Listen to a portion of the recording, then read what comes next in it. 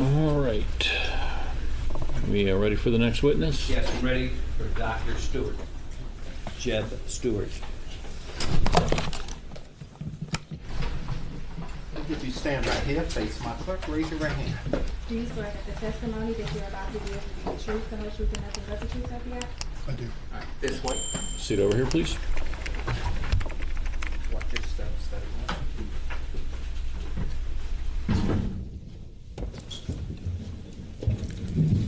Good afternoon, Doctor. Could you tell the jury your full name, please? James Yule Brown Stewart.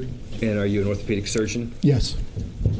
Dr. Anderson just testified and says you take on all the hard cases.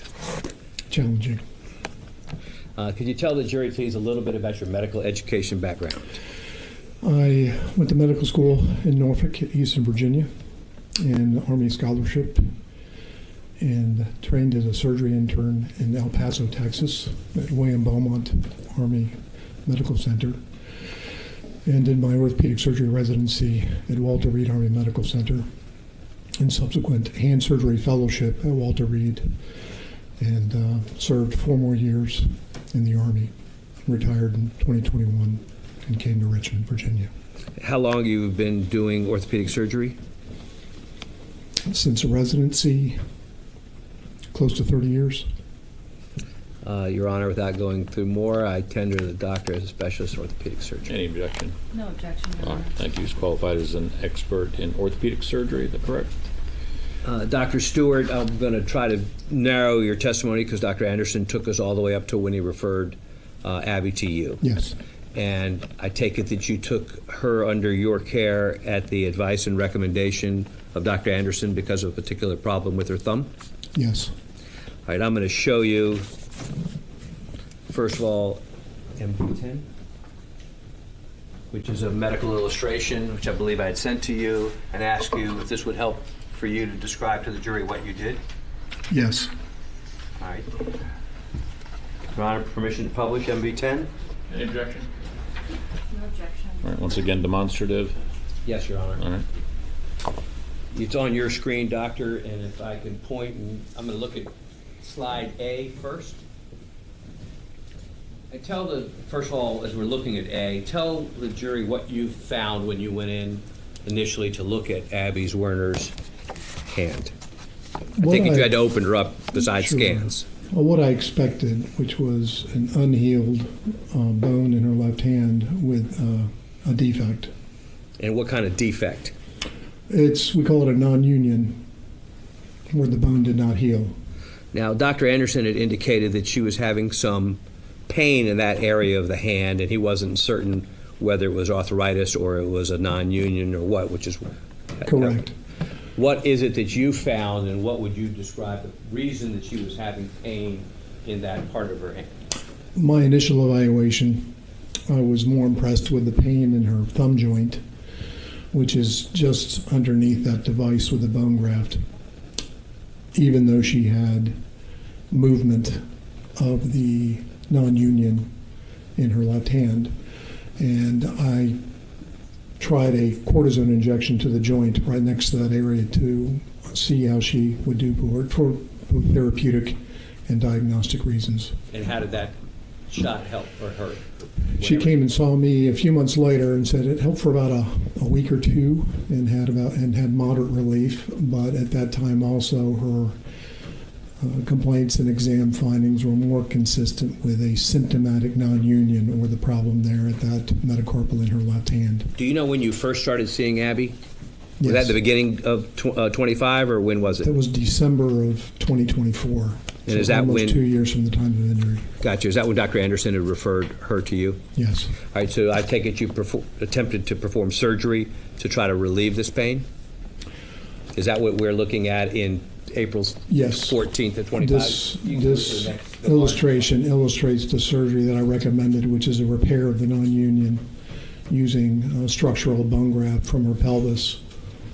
All right, so let's go to B, please. Dr. Anderson had indicated that he had taken a pelvis bone. Did Yes. you have to do the same thing? Yes, from her opposite side. So you went into the iliac crest of the other side. Correct.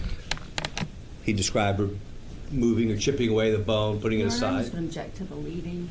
Go ahead and tell us what you did on the iliac crest of the opposite side. I apologize. Objection is sustained. Now you can I'm going to rephrase it. You tell us what you did with the iliac crest of the right side. So this type of problem requires good bone graft, and it's typically from the patient. We call it autogenous. And the iliac crest has probably the highest quality bone graft. And you basically remove a section of bone from the iliac crest or pelvis. And her original bone graft donor site was on the left, so I went on her right side to get that. And where did you place it? I placed the bone graft after cleaning up the non-union site in the space, and it measured about 1.5 centimeters or so in length to fill the defect. And when you say it measured, is that the gap size for the gap non-union? size, once it was cleaned up, the non-union and the devitalized tissue, yes. All right, so what are you doing here in B of MV10?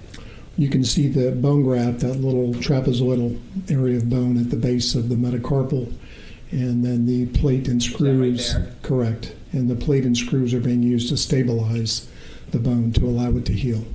Now, if my understanding is correct from earlier testimony, Dr. Anderson had a bone graft, a piece of like this before?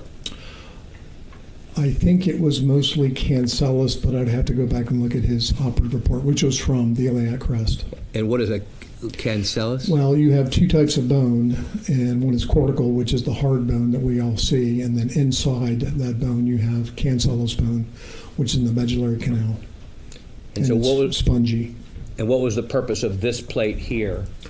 To stabilize this structural corticocancellous bone graft inside the defect to allow that bone to heal. Back up to the full picture of 10, MV10.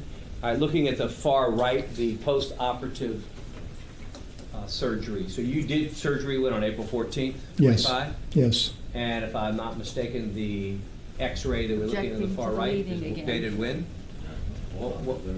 Bleeding. I'm asking when is the date of the X-ray on the Right. right side? So sustained is the first part of the question. Now the second part. Go ahead. I'll rephrase it, Your Honor. I don't want to. When is the X-ray taken on the right side of this diagram?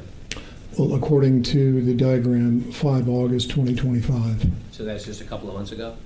Correct. Tell us what we're looking at and what do we see? What you see is the plate in place and the bone graft, and at that visit, I felt as though there was some evidence of early consolidation or healing. These can take upwards of 6 to 12 months to be completely consolidated. As we sit here now in October of 25, is that plate still in Abby's hand? It is. Do you believe, first of all, do you have any idea as we sit here whether you'll be able to take out that plate and win? Yes, and I have spoken to her, and will probably recommend taking that out within 6 to 8 months. She still has a fair amount of pain over that area, which I think is related to the plate and the screws.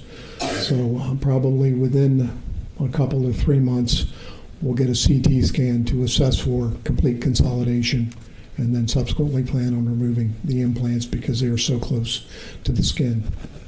Do you believe that Abigail Zwerner's injuries in her hand as a result of this shooting on January 6th are permanent? Yes. Do you believe that your testimony and your opinions today are based on a reasonable medical probability? Yes. 1 second, Your Honor. I have no further questions. I appreciate you giving us your time. All right, thank you. Any cross-examination? Just a few questions. Dr. Stuart, are you aware that during the course of your treatment of Ms. Werner that she's completed a 1-year cosmetology program? Yes. And you know she's a licensed cosmetologist in the state of Virginia? Yes, it's reflected in my notes. And you don't have any objection to that, Your Honor? No. You don't? Thank you. Any follow-up based on that? No, Your Honor. Okay, thank you very much. Thank you, Doctor. I'm sorry you came this far for that little, but we needed it. Thank It's you. okay. Thank you very much. Thank you very much, Doctor. You are excused and released from your subpoena, but I would ask that since this case is still ongoing, you not talk about the case. Absolutely. Thank you, sir. He's released from our subpoena. All right, very good. Thank you, Dr. Stewart. Appreciate it. All right.